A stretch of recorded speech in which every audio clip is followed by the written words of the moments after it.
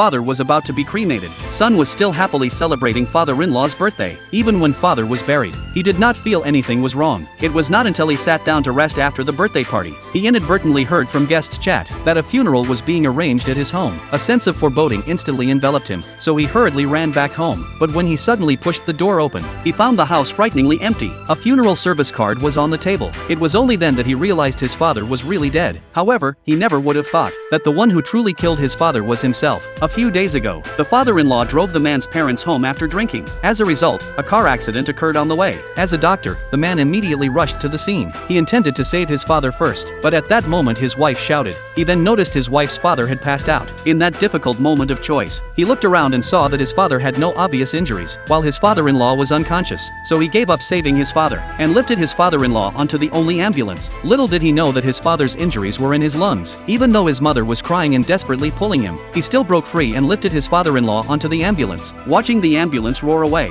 his mother's heart was completely broken. Later, the man's father was also taken to the hospital for emergency treatment. The mother anxiously called her son from the hospital, only to hear the cold sound of a shutdown message. Meanwhile, the man sent his father-in-law to the hospital, only to find out that his father-in-law only had minor injuries, so he planned to check on his father. But his wife stopped him. She doesn't want to spend her own money on her father-in-law's treatment, so she falsely claimed that other doctors said he was fine. The man believed her words. Seeing this, his wife used the excuse of being frightened to ask her husband to take her and her father home first. On the other side, the mother, fearing her son would not see his father for the last time, hurriedly called him again, only to have her daughter-in-law quietly hang up the phone. Ultimately, the father stopped breathing. The next day, the mother took her husband's photo to the studio for a funeral portrait. She happened to see her son and father-in-law taking a family portrait. Seeing their smiles, the mother immediately called her son. The son lied, saying he was working overtime at the hospital. Unbeknownst to him, his mother was standing right behind him. He immediately tried to explain to his mother, saying his wife and father-in-law invited him for a family photo, so he couldn't refuse. The mother was very sad upon hearing this, because the father had always wanted a family photo while he was alive, but never had the chance to take one. Now he could never take a photo with his father. The man did not understand what his mother meant.